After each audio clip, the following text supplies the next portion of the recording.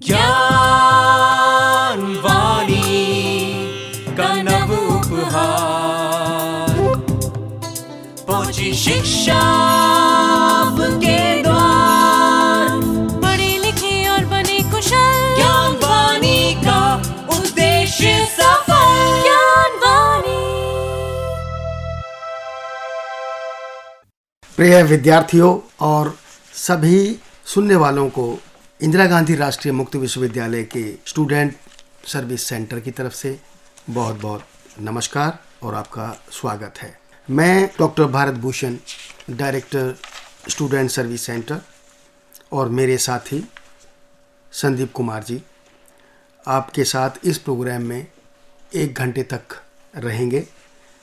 जैसा कि जो विद्यार्थी हमें सुनते हैं लगातार, उनको यह मालूम होगा कि इंटीग्रेटेड रेडियो काउंसलिंग प्रोग्राम प्रत्येक माह के पहले सोमवार को हम आयोजित करते हैं और यह एक विद्यार्थी विशेष प्रोग्राम है जिसका नाम आपकी खातिर रखा गया है, क्योंकि यह प्रोग्राम विद्यार्थियों से ही रिलेटेड रहता है। उनकी जितनी भी क्वेरीज होती हैं विश्वविद्यालय से संबंधित, या वह जिस प्रोग्राम में एनरोल्ड हैं उस प्रोग्राम के लिए कोई भी जानकारी अगर उनको लेनी है तो वो हमसे उन टेलीफोन लाइंस के माध्यम से जो अभी उद्घोषिका मैडम ने आपसे साझा की थी, इस प्रोग्राम के दौरान कभी भी आप हमसे जुड़ सकते हैं और हम कोशिश करेंगे कि आपके प्रश्नों का यहीं पर जवाब दें। और अगर कोई ऐसा प्रश्न है जिसके लिए हमें रिकॉर्ड चेक करना होगा तो हम उसके लिए आपके डिटेल्स नोट कर लेंगे और इस प्रोग्राम के बाद मैं अपने कार्यालय जाकर वो सारी डिटेल चेक करा करके आपका कॉन्टैक्ट नंबर हम ले लेंगे या ईमेल ले लेंगे। हम आपको अवगत कराएंगे उस स्टेटस से जो क्वेरी आपने हमसे पूछी है। तो मैं चाहता हूं कि आप हमसे ज़्यादा से ज़्यादा मात्रा में जुड़ें और जो भी आपके प्रश्न आपके मस्तिष्क में आ रहे हैं आप हमसे पूछ सकते हैं। यह प्रोग्राम हम विद्यार्थी विशेष के नाते अपने विद्यार्थियों के लिए तो करते ही हैं, लेकिन जो भी परिवार में बाकी सदस्य हैं और वह किसी भी माध्यम से अगर इंदिरा गांधी राष्ट्रीय मुक्त विश्वविद्यालय से जुड़े हैं, चाहे उनके पुत्र पुत्री, बेटा बेटी, बहन भाई, कोई भी अगर विश्वविद्यालय से जुड़े हैं तो उनके प्रश्न जरूर होंगे, तो आप हमसे जुड़ सकते हैं। अन्यथा मैंने देखा है कि इंदिरा गांधी राष्ट्रीय मुक्त विश्वविद्यालय में अगर मैं ये बताऊं आपको तो ये बहुत बड़ी अतिशयोक्ति नहीं होगी कि ये संसार का सबसे बड़ा विश्वविद्यालय है। जहां तक हम एनरोलमेंट्स की बात करें, विश्वविद्यालय में आज की तिथि में 3.9 मिलियन यानी कि 39 लाख बच्चे एनरोल्ड हैं और इतने ही बच्चे विश्वविद्यालय से शिक्षा प्राप्त करके अपनी अपनी डिग्रियां, सर्टिफिकेट लेकर के जा चुके हैं और अपने अपने कार्य क्षेत्रों में कार्यरत हैं।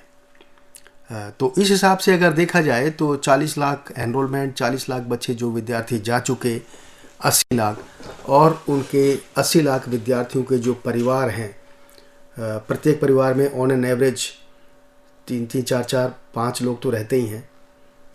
तो अगर हम 80 से 5 को मल्टीप्लाई करें तो 8 पंजे 40,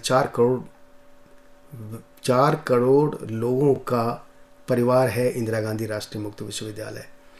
और अगर मैं इसमें थोड़ा और आगे चलूं तो बहुत आगे चल सकते हैं कि जितने भी एम्प्लॉयज़ हैं विश्वविद्यालय में, हेडक्वार्टर में और हेडक्वार्टर से बाहर जो हमारे 57 रीजनल सेंटर्स हैं और कम से कम 35-40 कंट्रीज़ में जो हमारे सेंटर्स हैं, उनमें जो लोग कार्यरत हैं वो और उनके परिवार अगर जुड़ जाएं तो 10-12 करोड़ से एक छोटी फैमिली इंदिरा गांधी राष्ट्रीय मुक्त विश्वविद्यालय की नहीं है।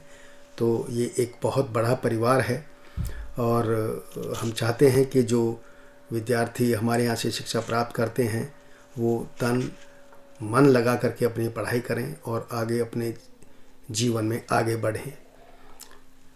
विश्वविद्यालय इन 40 लाख विद्यार्थियों के साथ आगे बढ़ रहा है।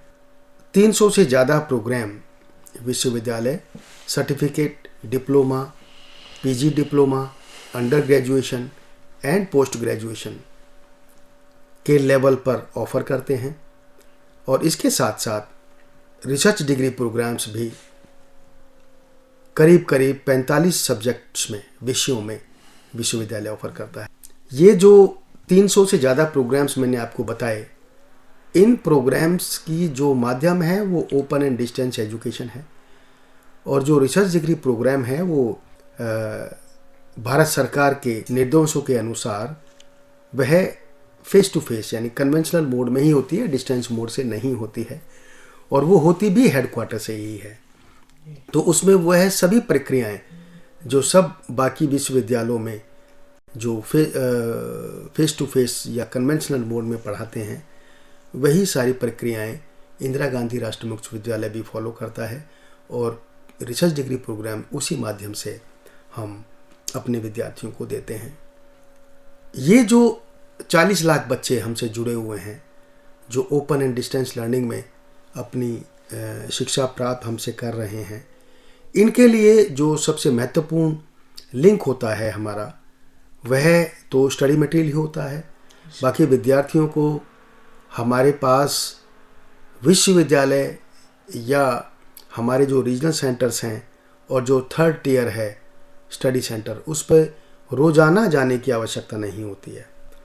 तो हम इस बारे में बहुत डिटेल में बात करेंगे और मैं फिर आपसे आह्वान करता हूं कि आपको तब भी, जब भी लगे कि आपके मन में कोई प्रश्न आ रहा है, आप हमसे पूछ सकते हैं।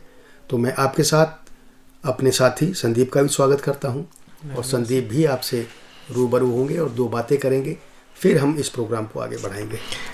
धन्यवाद सर। सभी श्रोताओं को मेरा नमस्कार।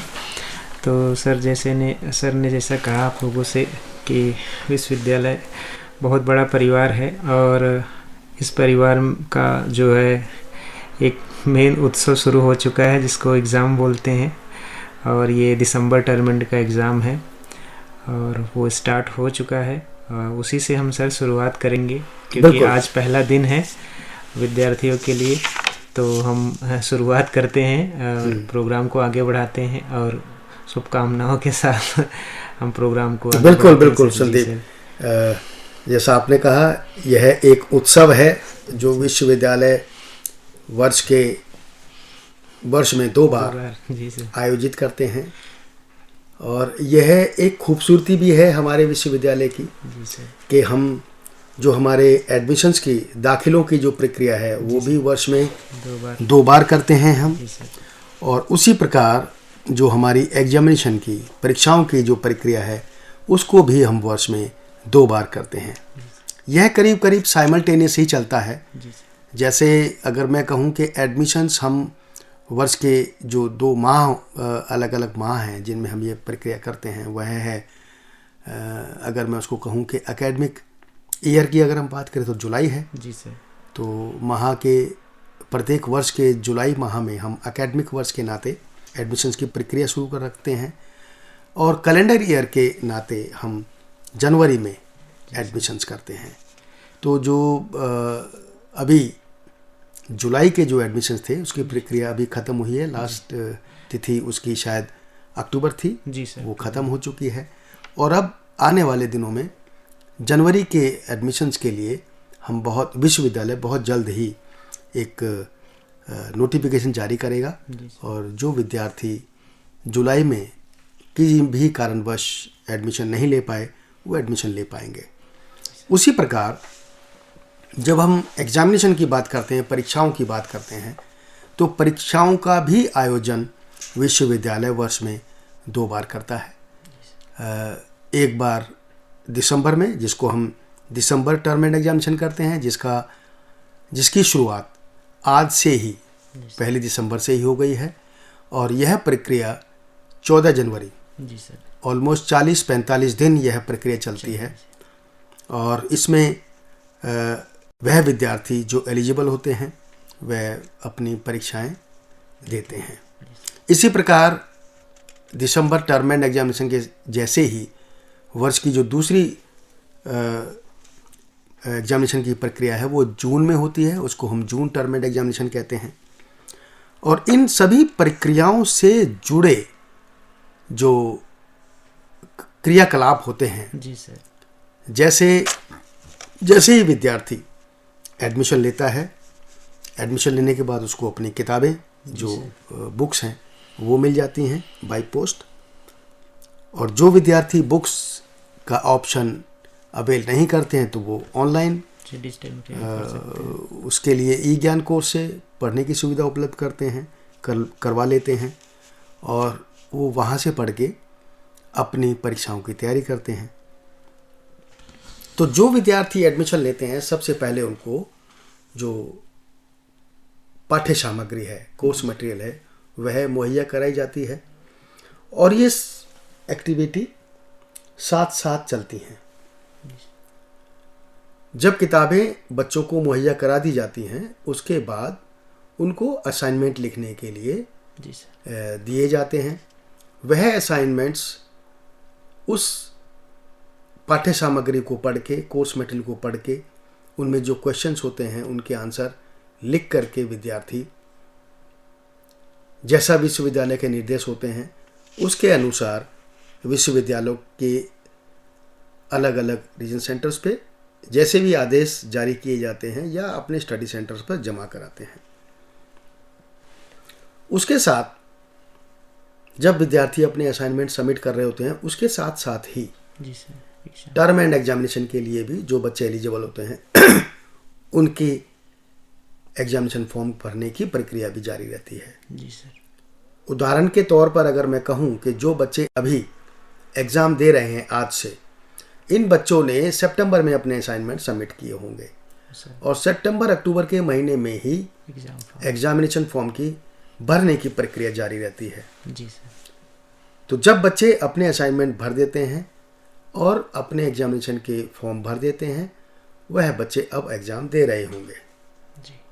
तो जो बच्चे इस सत्र में एग्ज़ाम दे रहे हैं उनको मेरी तरफ से भी, हमारे विश्वविद्यालय की तरफ से बहुत बहुत शुभकामनाएं हैं कि वह अच्छे से एग्जामिनेशन की तैयारी करें और अपने अपने एग्ज़ाम्स दें। आज हम ज़्यादातर बातें, वैसे तो विद्यार्थी अपने अपने एग्जामिनेशंस की परीक्षाओं की प्रक्रियाओं में जुड़े होंगे, लगे होंगे, लेकिन फिर भी जो विद्यार्थी हमें सुन रहे हैं मैं उनकी जानकारी के लिए बताऊं कि हम आज कई सारी बातें जो एग्जामिनेशंस, रिजल्ट्स, एग्ज़ाम्स के लिए कैसे प्रिपेयर करते हैं, किस तरह के प्रश्न आते हैं,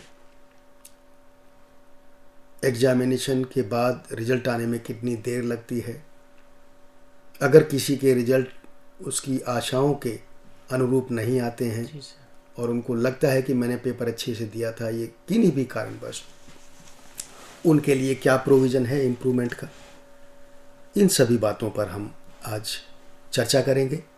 और इस चर्चा के दौरान जो भी विद्यार्थी हमसे जुड़ना चाहे, कोई स्टेक होल्डर जो उनके पेरेंट्स हैं, कोई भी उनके रिलेटिव्स हैं, रिश्तेदार हैं, जुड़ना चाहें तो हमसे जुड़ सकते हैं। कोशिश ये करें जब आप हमसे जुड़ें तो आपके पास पेन पेपर और आपका एनरोलमेंट, आपका प्रोग्राम, आपका रीजन सेंटर कौन सा है, ये सब जानकारी आपके पास रेडिली अवेलेबल होनी चाहिए। तो संदीप, हम इस चर्चा में आगे बढ़ते हैं। जी सर। बहुत बार विद्यार्थी कहते हैं कि मैं एग्ज़ाम फॉर्म नहीं भर पाया। जी सर। और एग्ज़ाम फॉर्म नहीं भर पाने की वजह से वो टर्म एंड एग्जामिनेशन में दे नहीं पाएंगे। जी सर। तो विद्यार्थी घबरा जाते हैं कि अब हम क्या करें। जी। उस केस में मैं बताना चाहूँगा कि जब विद्यार्थी किसी भी कारण से एग्जामिनेशन फॉर्म भर नहीं पाते और अपने सत्र की परीक्षाएं नहीं दे पाते, उनके लिए जैसा मैंने शुरू में ही कहा, इंदिरा गांधी राष्ट्रीय मुक्त विश्वविद्यालय की जो टीचिंग लर्निंग प्रोसेसेस हैं वो बहुत यूनिक हैं और बहुत ही ज़्यादा स्टूडेंट सेंट्रिक हैं। स्टूडेंट्स के इंटरेस्ट को ध्यान में रख कर के सारी पॉलिसीज़ विश्वविद्यालय ने बनाई हैं। क्योंकि हम डिस्टेंस मोड से एजुकेशन देते हैं, बहुत सारे विद्यार्थी अपने अपने कार्यों में भी व्यस्त होते हैं, अपने कार्य के साथ शिक्षा प्राप्त कर रहे होते हैं। तो उनके लिए मैं बताऊं कि जब अगर हम कंपेयर करते हैं कन्वेंशनल एजुकेशन से डिस्टेंस एजुकेशन को, तो उसमें जो सबसे महत्वपूर्ण बात है वह आती है उसके प्रोग्राम के ड्यूरेशन की। जैसे कन्वेंशनल मोड में जो बीए होता है वह कम से कम 3 साल का होता है। आजकल तो 4 साल का बीए भी है, क्योंकि जो नेशनल एजुकेशन पॉलिसी है उसमें 4 साल का बीए ऑनर्स उस सब की उपलब्ध उस शब्द की उस फैसिलिटी है अवेलेबल। तो जब हम मैक्सिमम ड्यूरेशन की बात करते हैं, अगर किसी प्रोग्राम की मैक्सिमम ड्यूरेशन 3 साल है कन्वेंशनल मोड में, तो डिस्टेंस एजुकेशन में वो 6 साल की रहती है। सर्टिफिकेट है तो 1 साल की हो जाती है, डिप्लोमा है तो 1 साल की, 2 साल की भी हो जाती है। अगर एमए है पोस्ट ग्रेजुएशन तो 2 साल की ड्यूरेशन, तो वो 4 साल की हो जाती है। उसी प्रकार से जब हम एग्जामिनेशन की बात करते हैं तो एग्जामिनेशन भी डबल हो जाते हैं। अगर 4 साल का प्रोग्राम है तो उसमें 8 बार एग्ज़ाम हो सकता है। तो विद्यार्थी इस बात से निश्चिंत रहें कि अपने चूक गए किसी कारणवश, लेकिन ये सब बातें एक बार मिस्टेक करने के बाद उसको रिपीट करने की नहीं सोचनी चाहिए। यह जो व्यवस्थाएं हैं, maximum duration, minimum duration, number of attempts, ये सब सुविधाएं विद्यार्थियों के लिए किन्हीं खास परिवेश में इस्तेमाल करने के लिए हैं। उसको सिर्फ इसलिए कि मैक्सिमम ड्यूरेशन इतना है उसके लिए उस तरह से उसका उपयोग ना करें। क्योंकि जब हम डिस्टेंस एजुकेशन से पढ़ाई कर रहे होते हैं तो दूसरी तरफ आप ही के एज ग्रुप के लोग, आप ही तरह के लोग कन्वेंशनल मोड से भी एजुकेशन प्राप्त कर रहे होते हैं। तो जब वो वहाँ कर रहे होते हैं उनकी बीए 3 साल की हो जाती है, और हम अगर 4, 5, 6 साल लगाएंगे और फिर हम दोबारा से एक साथ कभी पढ़ेंगे वह विद्यार्थी और हमारे विद्यार्थी, तो उसमें एक एज गैप रहता है। तो उस सुविधा को जो मैक्सिमम ड्यूरेशन की है उसको हम बहुत अधिक डिफ़िकल्ट सर्कमस्टांसिस में ही यूज़ करें। अदरवाइज़ जो मिनिमम ड्यूरेशन होती है प्रोग्राम की उसमें ही अपने प्रोग्राम को कंप्लीट करने की कोशिश करें। एक बात। दूसरी बात, जो हम कह रहे थे कि एग्जामिनेशन का पर्व विश्वविद्यालय में चल रहा है, संसार के दूसरे भी देशों में भी और भारतवर्ष के कोने कोनों में हमारे विद्यार्थी अपने अपने एग्जामिनेशन दे रहे होंगे। विश्वविद्यालय में क्योंकि एनरोलमेंट का साइज़ बहुत ज़्यादा है, उसके देखते, क्योंकि मैं थोड़े से एग्जामिनेशन की जो गतिविधियां हैं उससे भी जुड़ा हुआ हूँ, तो कम से कम 8 से 10 लाख बच्चे विश्वविद्यालय में हर सेमेस्टर में एग्जामिनेशन देते हैं।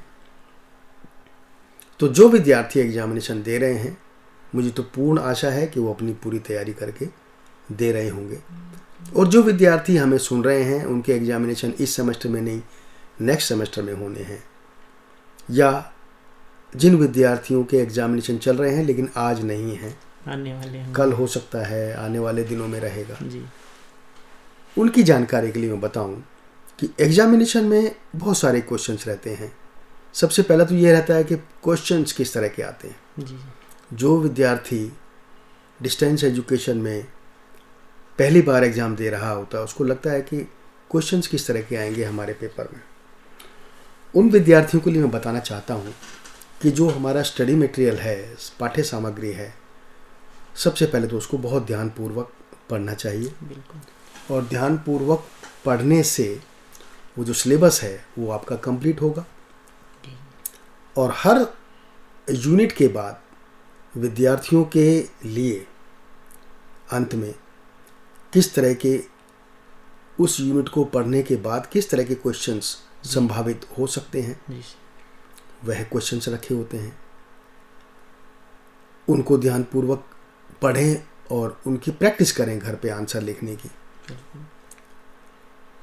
उसके अलावा जब आप सारी पाठ्य सामग्री पढ़ लें सिलेबस की, उस वर्ष के एग्ज़ाम्स के लिए या सेमेस्टर के एग्ज़ाम के लिए, उसके साथ साथ आप असाइनमेंट्स भी लिख रहे होते हैं जी। असाइनमेंट्स में भी क्वेश्चन पेपर दिए जाते हैं और उसमें भी जो क्वेश्चंस होते हैं उनके आंसर विद्यार्थियों को लिखने होते हैं अपने स्टडी मटेरियल पढ़कर ही। बिल्कुल सर।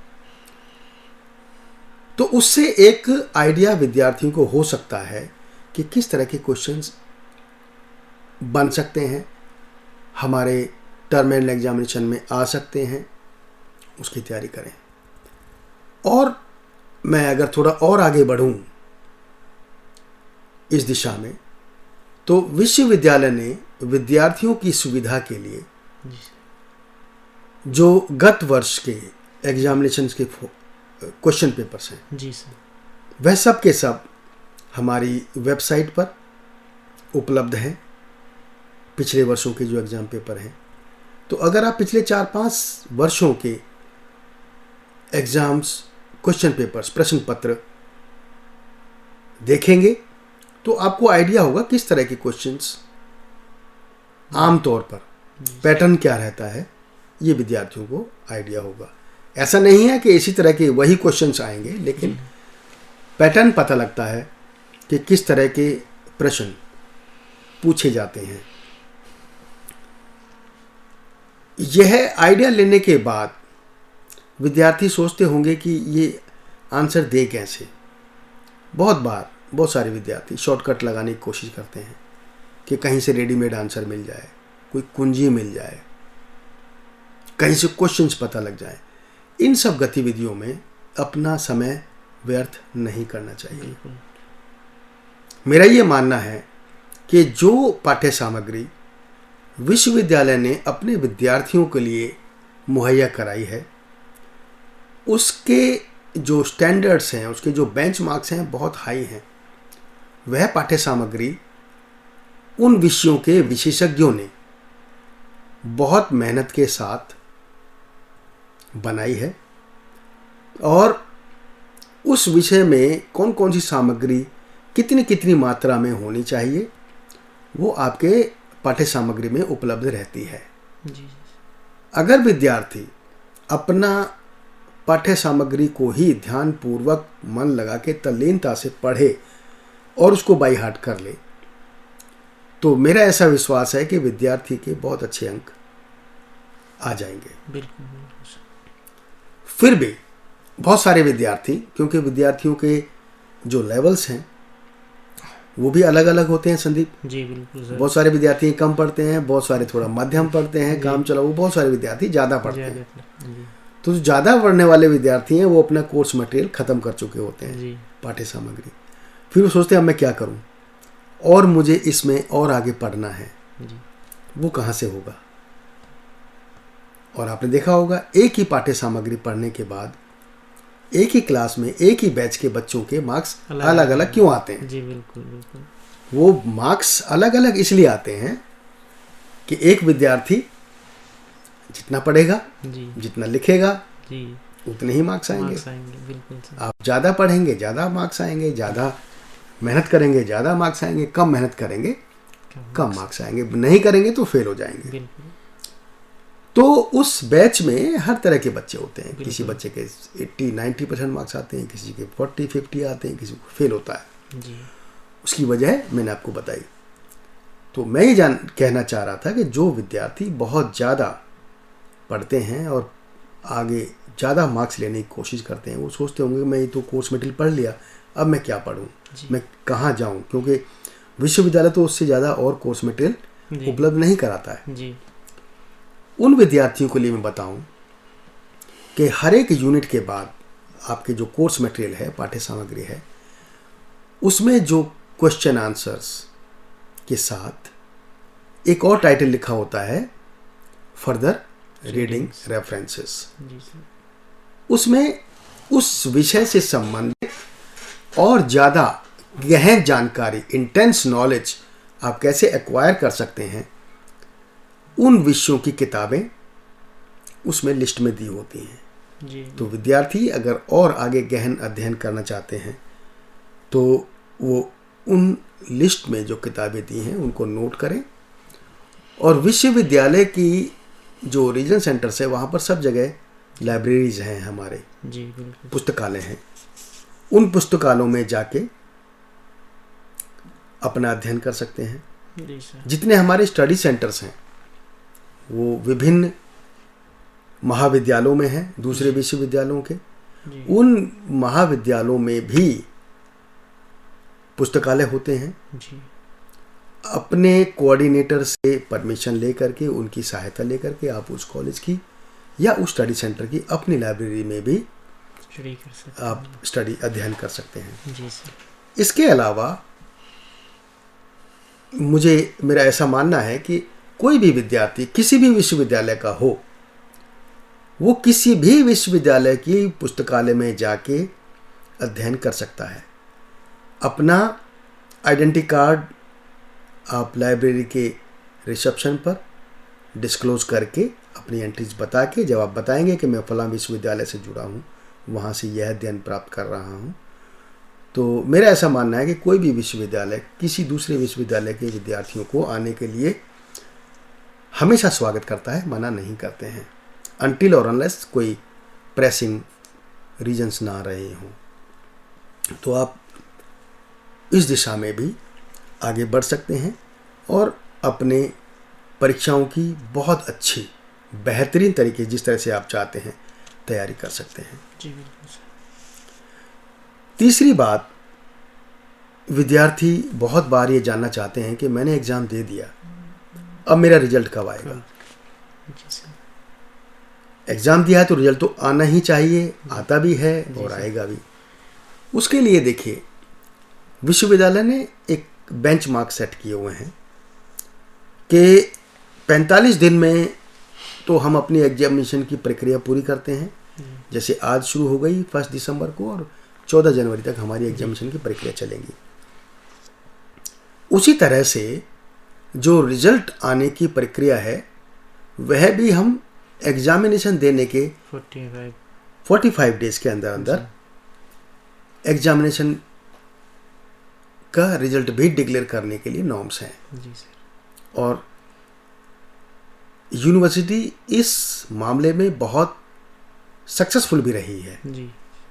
कि आप बहुत सारे विद्यार्थी देखेंगे कि मैंने अभी एग्ज़ाम दिया है, 10 दिन के बाद उनका रिजल्ट भी आ गया। जी बिल्कुल सर। क्योंकि ये एक समानांतर चलने वाली, साइमल्टेनियस चलती हैं ये दोनों एक्टिविटीज़।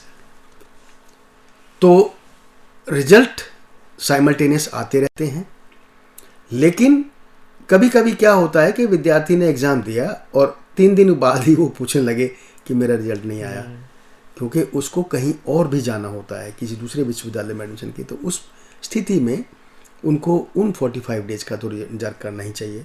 जी सर। और थोड़ी सी परिस्थितियां ऐसी भी आती हैं कि कई बार विश्वविद्यालय की तमाम कोशिशों के बावजूद कुछ विद्यार्थियों के रिजल्ट नहीं आ पाते। जी। वो रिजल्ट क्यों नहीं आ पाते, उसके भी कारण हैं। विद्यार्थी अपने टर्म एंड एग्जामिनेशन में अपीयर होते हैं जी। और अपने टर्म एंड एग्जामिनेशन में पास भी हो जाते हैं। उनका जो ग्रेड कार्ड है वो दिख रहा होता है कंप्लीटेड, लेकिन असाइनमेंट किसी कारणवश से वो भूल गए या उनको पता नहीं था, जमा नहीं कर पाए। जी। तो उनका जो ओवरऑल रिजल्ट रहेगा वो इनकम्प्लीट ही रहेगा, पेंडिंग रहेगा। तो इसके लिए मैं हमेशा विद्यार्थियों को कहता हूँ कि जो प्रोग्राम गाइड है, जो हमारी प्रोस्पेक्टस है, कॉमन प्रोस्पेक्टस, जी। उसके ऊपर भी पाठ्य सामग्री पढ़ने के अलावा जी। जो हमारी कॉमन प्रोस्पेक्टस है, प्रोग्राम गाइड है, उसको भी अध्ययन करें। बिल्कुल सर। वह भी उसी तत्परता से, उसी तल्लीनता से बनाई गई है, क्योंकि हमें ये पता है कि हमारे विद्यार्थी कैंपस नहीं आते हैं, कॉलेज नहीं आते हैं, वो हमसे दूर होते हैं। तो प्रोग्राम गाइड या इंफॉर्मेशन प्रोस्पेक्टस वो इस तरह से बनाया गया है कि जो भी प्रोबेबल क्वेश्चंस होते हैं विद्यार्थी के, जी। डिस्टेंस एजुकेशन में उनको कैसे बढ़ना है आगे, जी वो सब बातें उसमें लिखी होती हैं। बिल्कुल सर।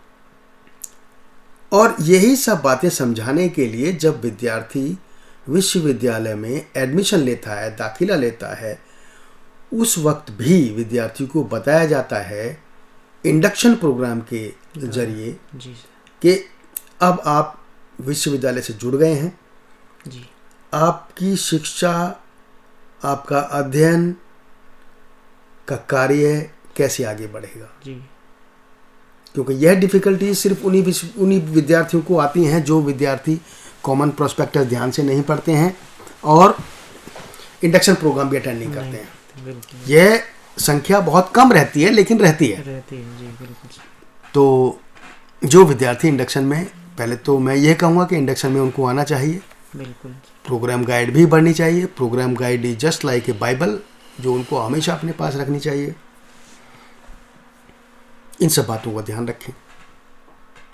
जब आप यह सब बातें ध्यान रखेंगे तो आपकी जो शिक्षा है वो स्मूथली, प्रोग्रेशन स्मूथली होता रहेगा।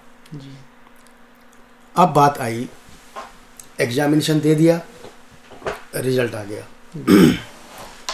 रिजल्ट डिक्लेयर हो गया, पास भी हो गए बच्चे, जी सर। लेकिन अपने मार्क्स से सेटिस्फाइड नहीं है। जी बिल्कुल सर। तब हम क्या करेंगे? उस केस में ऐसा हो जाता है क्योंकि एग्जामिनेशन का जो इवैल्यूएशन प्रोसेस है जो टीचर्स करते हैं, वो हर टीचर का जी सर। इवैल्यूएशन का जो तरीका है वो भिन्न हो सकता है। जी सर। और मैं यह भी बात यहाँ पर कहता चलूँ कि विद्यार्थी और शिक्षक का जो रिलेशन होता है वो बहुत ही अच्छा माना जाता है। पेरेंट्स के बाद अगर किसी भी विद्यार्थी की चिंता कोई करता है तो वो टीचर करता है। तो विद्यार्थी बहुत बार हमें, मुझे भी लिखते हैं, मेरे ऑफिस को लिखते हैं, विश्वविद्यालय को भी लिखते हैं कि मेरे साथ डिस्क्रिमिनेशन हुआ है, कि मेरे मार्क्स अच्छे नहीं आए, मैंने तो बहुत अच्छा लिखा था, या मेरे साथी के इतने अच्छे मार्क्स आ गए, मेरे नहीं आए। उस केस में उस बात को ध्यान में रखते हुए कि टीचर्स या जो आपके शिक्षक हैं आपको जानते भी नहीं हैं, ये तो डिस्टेंस एजुकेशन में तो आप स्टूडेंट को जानते नहीं, पहचानते नहीं, लेकिन फिर भी एक जरिया है, एक जज्बा है जिससे हम अपने विद्यार्थियों से जुड़े रहते हैं। तो यह बात तो आप अपने मन में कतई मत लाइए किसी को भी कि मुझे जानबूझकर फेल किया गया है या कम मार्क्स दिए गए हैं। अगर किसी विद्यार्थी को किसी भी वक्त ऐसा लगे कि मेरे मार्क्स कम आए हैं या मुझे ज़्यादा आने चाहिए थे, उस स्थिति में विश्वविद्यालय ने एक विंडो का प्रोविज़न रखा है जिसको हम री-इवैल्यूएशन प्रक्रिया के नाम से जानते हैं। अब इसका मतलब ये नहीं है कि सभी विद्यार्थियों को रिवैल्यूएशन कराना चाहिए, लेकिन इस रिवैल्यूएशन की प्रक्रिया से एक बात विद्यार्थियों को समझ में आएगी कि टीचर्स या शिक्षक या इवैल्यूएटर जो होता है वो सबको एक नज़र से देखता है, एक तरह से ही सबके आंसर्स को इवैल्यूएट करता है, क्योंकि वो किसी को जानते नहीं, देखते नहीं, पहचानते नहीं। और यह भी हमें बात ध्यान रखनी चाहिए कि सभी शिक्षकों का, सभी इवैल्यूएटर्स का एग्जामिनेशन को इवैल्यूएट करने का तरीका भी अलग होता है। जी। कोई शिक्षक बहुत अच्छे लिबरल मार्क्स दे देते हैं, कई शिक्षक नहीं देते हैं। जी। तो एग्जामिनेशन में लक फैक्टर भी बहुत मैटर करता है, लेकिन ये नहीं हो सकता कि आपने अच्छा लिखा है, टू दी पॉइंट लिखा है, तो आपके मार्क्स आप फेल हो जाएं। जी। कम आ सकते हैं आपकी एक्सपेक्टेशन से, लेकिन फेल नहीं होंगे, और इतने भी कम नहीं आएंगे कि जो आप सोचें कि इतने आने चाहिए थे, इतने नहीं आए। फिर भी अगर विद्यार्थियों को लगता है कि आप के मार्क्स कम आए हैं, उस स्थिति में आपको री इवैल्यूएशन की विंडो का इस्तेमाल कर लेना चाहिए। और इस री इवैल्यूएशन की का जो विंडो है उसके लिए भी यूनिवर्सिटी के नॉर्म्स हैं। जी सर। एग्जामिनेशन का रिजल्ट आने के 1 महीने के अंदर 40 डेज के अंदर, 40 दिन के अंदर अंदर आपको री इवैल्यूएशन के लिए फॉर्म भरना होता है ऑनलाइन। उसके लिए एक फ़ीस भी होती है प्रेस्क्राइब्ड। जी सर। वो फीस आपको ऑनलाइन भरनी है। एग्जामिनेशन फॉर्म रिवॉल्यूशन का जो है वो भरना है और वह भर के आप सबमिट कर देंगे ऑनलाइन ही। जब आप ये सबमिट कर देंगे तो आपको एक बात से निश्चिंत हो जाना चाहिए कि जिस टीचर ने आपका पेपर जी सर। पहले इवेल्युएट किया था जी सर। उनको तो वो डेफिनेटली नहीं जाएगा। जी बिल्कुल सर। उनको वो डेफिनेटली नहीं जाएगा। जी। वो जाएगा किसी दूसरे शिक्षक को। जी। तो यह बात भी नहीं हो सकती कि उनको दोबारा दे दिया तो वो तो उतने ही मार्क्स देंगे। जी जी। तो ये एक भ्रम है जो विद्यार्थियों को निकाल देना चाहिए। तो जब आप रिवॉल्यूशन की प्रक्रिया से जुड़ेंगे तो इस बात को समझ लें कि वो दूसरे टीचर को जाएगा, दूसरे शिक्षक को जाएगा, दूसरे इवैल्यूएटर को जाएगा। अब वह इवैल्यूएटर जब आपकी आंसर स्क्रिप्ट को इवैल्यूएट करेंगे तो 2 पॉसिबिलिटीज हो सकती हैं। जी सर। एक तो ये हो सकती है कि आपके मार्क्स बढ़ जाएं। जी सर। या तो फिर कम और दूसरी ये भी हो सकती है कि कम हो कम जाए। हो जाए। जी सर। अगर बढ़ गए, क्योंकि मैंने पहले ही कहा कि इवैल्यूएशन का जो प्रोसेस है उसमें जो शिक्षक हैं उनका जो तरीका है वो भिन्न हो सकता है। जी सर। तो अगर आपके मार्क्स बढ़ गए तब तो कोई दिक्कत नहीं जी है, सर। आपके बड़े मार्क्स चले गए। जी सर। लेकिन अगर आपके मार्क्स कम आए, जी सर। जितने मार्क्स आपके पहले आए थे अगर उससे कम आ गए तब आप क्या करेंगे? जी सर। वही तब आपको कैसे लगेगा कि ये तो मेरे से और भी दुश्मन निकल गए। तो उस स्थिति में ऐसा नहीं होता कि जो मार्क्स कम आ गए उसकी बजाय जो मार्क्स आपके पहले आए थे वो प्रिवेल करेंगे। जी सर। ठीक है संदीप? जी वो प्रिवेल करेंगे। तो यह हो गई हमारी री इवैल्यूएशन से जुड़ी हुई कुछ महत्वपूर्ण बातें जो हमारे विद्यार्थियों को जाननी चाहिए। इसके साथ जो एक और महत्वपूर्ण बात है जो विद्यार्थियों को लगती है कि नहीं मेरे तो मार्क्स कम आ ही नहीं सकते। जी सर। रीवैल्यूएशन का रीवैल्यूएशन नहीं होता है। जी। ये बात आप अपने जी, दिमाग में बिल्कुल, रख लीजिएगा। One time it is a opportunity which is given for one time. और कोई भी विश्वविद्यालय हमारा भी ये तो विद्यार्थियों के लिए है। जी विद्यार्थियों को फेल करने के लिए नहीं है। बिल्कुल। विद्यार्थियों को अच्छी शिक्षा दे करके वो अपने अपने कार्य क्षेत्रों में आगे बढ़ें। यह विश्वविद्यालय और संसार के तमाम विश्वविद्यालय इसीलिए स्थापित हुए हैं। तो यह बात यह संशय अपने मन में ना रखें कि कोई विश्वविद्यालय अपने विद्यार्थियों को जानबूझ करके भी फेल करेगा। जी। लेकिन एक बात रहती है कि जब हमारे विद्यार्थी हमारे यहाँ से शिक्षा प्राप्त करके अच्छे मार्क्स या कम मार्क्स प्राप्त करके जब मार्केट में जाते हैं और दूसरे विद्यार्थियों से compete करते हैं तो उस वक्त आप जाने अनजाने गाए बगाए आप सोचिए कि आप उस विश्वविद्यालय की जहाँ से शिक्षा आपने प्राप्त की है उसकी जो इमेज है, उसकी जो रेपुटेशन है, उसकी जो छवि है, उसको कहीं ना कहीं आप अपने साथ कैरी कर रहे हैं। बिल्कुल। इसलिए मैं हमेशा कहता हूँ कि हमारे विश्वविद्यालय में जो भी विद्यार्थी हैं वो हमारे एम्बेसडर्स हैं। वो जहाँ जब शिक्षा प्राप्त करके जाएंगे कहीं पर भी वो हमारी यूनिवर्सिटी का नाम लेकर के जाते हैं, हमारे विश्वविद्यालय का नाम कैरी करते हैं। और अगर अच्छा करेंगे तो विश्वविद्यालय का नाम भी अच्छा आएगा। ख़राब करेंगे या उनको कम नॉलेज रहेगी दूसरे लोगों के तो थोड़ी सी छवि ख़राब होती है। इसलिए मेरी सभी विद्यार्थियों से जो अभी हमसे जुड़े हुए हैं और अपनी परीक्षा दे रहे हैं, हमारी रिक्वेस्ट है कि आप अपना खूब अच्छे से पढ़ के अच्छी तैयारी करके अच्छे अंक से उत्तीर्ण हों ताकि बाहर जब मार्केट में दूसरे विश्वविद्यालयों के लोग भी आते हैं, उनसे आप compete करें और अपने आप को बेहतर प्रूव करने की नॉलेज आप में होनी चाहिए। इसीलिए मैं कहता हूँ कि विश्वविद्यालय की इमेज आप में निहित रहती है, इनबिल्ट रहती है। आप कैरी करते हैं विश्वविद्यालय का नाम भी अपने नाम के साथ साथ। इसके अलावा एक और एस्पेक्ट जो एग्जामिनेशन से जुड़ा रहता है वह रहता है, कई बार विद्यार्थियों को लगता है कि मेरा रिजल्ट मुझे इस वक्त चाहिए। जी।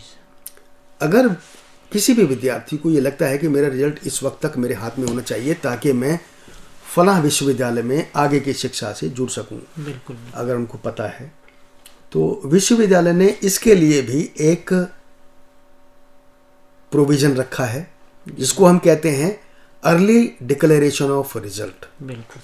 लेकिन यह प्रक्रिया आपको एग्जामिनेशन फॉर्म के दौरान ही सर, एग्जामिनेशन शुरू होने से पहले ही, एग्जामिनेशन फॉर्म भरते वक्त ही जी सर, आपको विश्वविद्यालय को सूचित करना है एक फॉर्म भर के बिल्कुल।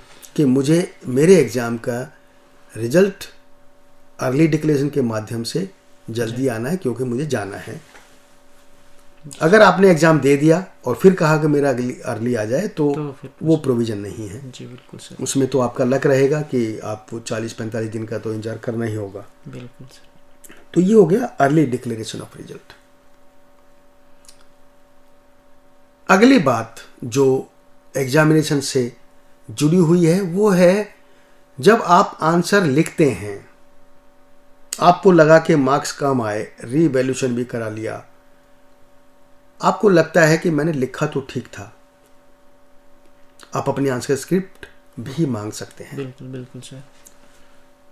विश्वविद्यालय ने एक ऐसा विंडो भी रखा है कि अगर आपको लगता है कि आपके पास आपकी आंसर स्क्रिप्ट होनी चाहिए जी सर, तो वो आप विश्वविद्यालय के एग्जामिनेशन विभाग से जो भी फीस होती है उस फीस के माध्यम से आप ऑनलाइन इसको भी सर अप्लाई कर सकते उसको अप्लाई करके आप उसको प्राप्त कर सकते हैं। जी सर। और आप खुद या आपका जो मेंटर है, कोई ना कोई होते ही हैं सबके, बिल्कुल सर, उनको दिखा के आपको पता लग सकता है कि आपने कैसा लिखा है और कैसे मार्क्स आंसर आपके आए हैं। तो ये सब बातें एग्जामिनेशन से रिलेटेड रही। अब क्योंकि हम एग्जाम से बात कर रहे हैं, एग्जामिनेशन की बातें कर रहे हैं, जी सर, एग्जामिनेशन चल रहे हैं, आज पहला दिन है। जी सर, मैं खुद भी एग्जामिनेशंस की प्रक्रिया से जुड़ा हुआ हूँ और बहुत सारे एग्जामिनेशन सेंटर्स को विजिट करता हूँ हमारे जो विश्वविद्यालय के हैं। जी सर, बहुत बार विद्यार्थी वहाँ एग्ज़ाम सेंटर पे जाके एग्जामिनेशन की जो कंडक्ट कराने वाले जो अथॉरिटीज़ हैं उनसे बहस करते हैं जी कई कारणोंवश। जी तो विश्वविद्यालय ने ऐसी भी एक नोटिफिकेशन जारी किया है कि आप एग्जामिनेशन सेंटर में कौन कौन सी एक्टिविटीज़ हैं जो नहीं कर सकते, बिल्कुल सर, कौन कौन से आर्टिकल्स हैं जो आप कैरी नहीं कर सकते, बिल्कुल सर, कौन कौन से कोड ऑफ कंडक्ट्स हैं जब आप एग्जामिनेशन देने जाएं तो वो फॉलो करें। बिल्कुल सर, तो वो आपके हॉल टिकट पर भी लिखा होता है जी और एक ऑफिशियल नोटिफिकेशन जी सर, पिछले सप्ताह ही एग्जामिनेशन डिपार्टमेंट ने जारी की है। जी सर, मैं चाहता हूं कि आप सभी विद्यार्थी जो एग्जामिनेशन दे रहे हैं उस नोटिफिकेशन को पढ़ें ध्यानपूर्वक और उसको फॉलो करें। बिल्कुल सर, बहुत बार मैंने देखा एग्जाम सेंटर पे कि कुछ जिद चल रही है, जी सर, मिसबिहेव कर रहे हैं, मिसबिहेव हो रहा है, जी सर, आर्गूमेंट्स हो रहे हैं, उनसे बचना चाहिए। आप एग्ज़ाम देने जा रहे हैं, एक माइंडसेट होता है एग्ज़ाम देने के लिए, वो माइंडसेट ख़राब नहीं होना चाहिए। तो उन सब बातों को जो विश्वविद्यालय ने जारी की हैं वो आप ज़रूर ध्यान रखें। मेरे ख्याल से एग्जामिनेशन से रिलेटेड जी सर। कुछ और बात संदीप अगर रह गई है तो आप बताएं और मुझे बताएं। हम फिर उस पर और आगे चर्चा कर सकते हैं। जी बिल्कुल सर। जैसे कि सर असाइनमेंट के लिए आपने बताया, सर ने भी चर्चा की, असाइनमेंट रह गए किसी के और रिजल्ट में उनके सर नॉट कंप्लीटेड दिखाता है। और कई बार स्टूडेंट अपना असाइनमेंट जमा कराते हैं, एग्ज़ाम फॉर्म भी भरते हैं और एग्ज़ाम नहीं दे पाते किसी कारणवश। फिर उनको एक ये रहता है कि हमने तो असाइनमेंट इस टर्म एग्जामिनेशन के लिए जमा कराए हैं, क्या हमें फिर से असाइनमेंट जमा कराने पड़ेंगे, ये एक सवाल रहता है। जो पहली बार जुड़ते हैं, जो एक साल गुजार लेते हैं, तो ज़्यादातर चीज़ें पता चल जाती हैं विश्वविद्यालय की क्या कैसे प्रोसेस है। तो उनके लिए मैं बताना चाहूँगा सर कि एक बार जो असाइनमेंट जमा कर दिया आपने, असाइनमेंट टिल वैलिडिटी, जब आपके मैक्सिमम वैलिडिटी जो प्रोग्राम के, तब तक वो असाइनमेंट वैलिड रहते हैं। जो मार्क्स लग गए वो मार्क्स आपके वही रहेंगे जब तक आप उस प्रोग्राम को कंप्लीट नहीं कर लेते। तो इससे आप बिल्कुल निश्चिंत रहें कि मान लीजिए आपने इस सेशन में, अभी जो एग्ज़ाम चल रहे हैं, मान लीजिए इसी सेशन में आपने 6 एग्ज़ाम के लिए एग्ज़ाम फॉर्म भरा हुआ, 6 ही पेपर थे आपके किसी भी ईयर या सेमेस्टर में, आपने 6 के असाइनमेंट जमा करा दिए और उसमें से 4 एग्ज़ाम दिए, 2 एग्ज़ाम अटेम्प्ट नहीं कर पाए आप, किसी भी कारणवश हो सकता है वो, तो असाइनमेंट के मार्क्स तो लगेंगे ही आपके, बस बाकी आपके रिजल्ट जो आएंगे, जो आपने एग्ज़ाम अटेम्प्ट किए हैं उनके आएंगे। बाकी के 2 के आपके रिजल्ट तो डिक्लेयर ही नहीं होंगे क्योंकि आपने एग्ज़ाम नहीं दिया है। तो इस केस में आपके असाइनमेंट सारे लग जाएंगे, वो असाइनमेंट आपके मैक्सिमम वैलिडिटी तक वैलिड रहेंगे, दोबारा आपको असाइनमेंट सबमिट करने की ज़रूरत नहीं है। तो एक कन्फ्यूजन रहता है, जो नए विद्यार्थी जुड़ते हैं बाद में तो पता चल ही जाता है, जब 1 साल गुजार लेते हैं, 6 महीने गुजार लेते हैं, तो धीरे धीरे प्रोसेस में आ जाते हैं, तो उनको सारी बातें पता चल जाती हैं। तो ये एक चीज़ थी जो मैं बताना चाहता था कि कई बार काफ़ी स्टूडेंट सवाल करते हैं कि सर मैंने असाइनमेंट जमा कराए थे, एग्ज़ाम फॉर्म भरे थे, एग्ज़ाम नहीं दे पाए, तो क्या फिर अब फिर से असाइनमेंट जमा कराने पड़ेंगे? तो ऐसा नहीं है, आपको जब तक आप फेल नहीं होते तब तक आपको दोबारा असाइनमेंट जमा कराने की ज़रूरत नहीं होती। एक बार ही आप असाइनमेंट जमा कराएंगे और वो आपके वैलिडिटी तक वैलिड रहते हैं जब तक आप अपने प्रोग्राम को कंप्लीट नहीं कर लेते हैं। जी सर, ये सारी ये थोड़ा सा कंफ्यूजन रहता है। ओके, चलिए, बहुत अच्छी जानकारी आपने ये विद्यार्थियों को बताई। जी सर। अब जो अगली बात है, जी सर, हमने एग्जामिनेशन दे दिए, हम पास भी हो गए, विश्वविद्यालय से डिग्री भी प्राप्त कर ली। जी सर। उसके साथ एक और स्टिग्मा है जो जुड़ा रहता है, विद्यार्थियों की ध्यान में कहीं ना कहीं रहता है कि हमने इंदिरा गांधी राष्ट्रीय मुक्त विश्वविद्यालय से शिक्षा प्राप्त कर ली, जी सर, क्या होता अगर हम किसी दूसरे विश्वविद्यालय से शिक्षा प्राप्त कर रहे होते? क्या फ़र्क है इन दोनों की डिग्री?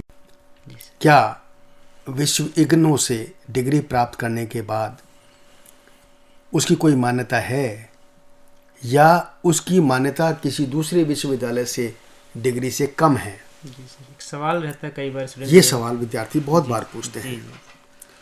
उन सब विद्यार्थियों के लिए, सभी पेरेंट्स के लिए, सभी स्टेक होल्डर्स के लिए मैं बता दूं कि इंदिरा गांधी राष्ट्रीय मुक्त विश्वविद्यालय एक सेंट्रल यूनिवर्सिटी है जो पार्लियामेंट एक्ट के तहत इस्टेब्लिश हुई, और parliament of India is the supreme body, उससे ऊपर कुछ भी नहीं है, जिसने इस विश्वविद्यालय को बनाया।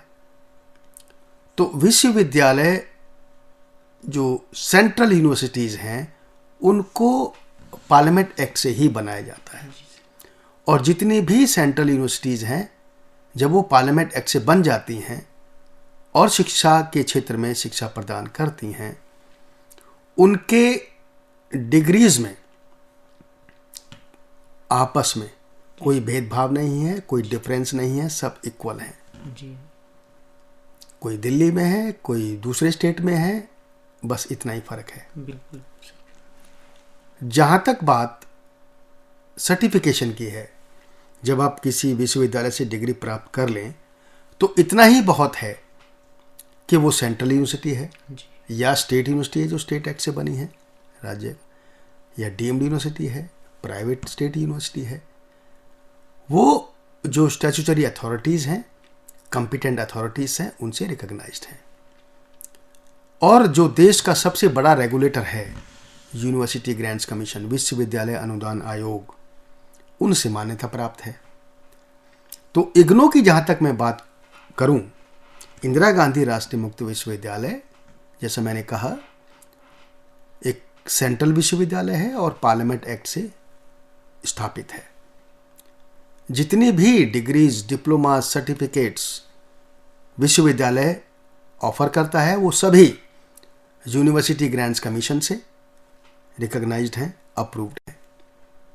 इसके साथ साथ कुछ कोर्सेज ऐसे हैं जिनको दूसरे रेगुलेटर्स की अप्रूवल की ज़रूरत होती है, जैसे MBA है, कंप्यूटर साइंस है।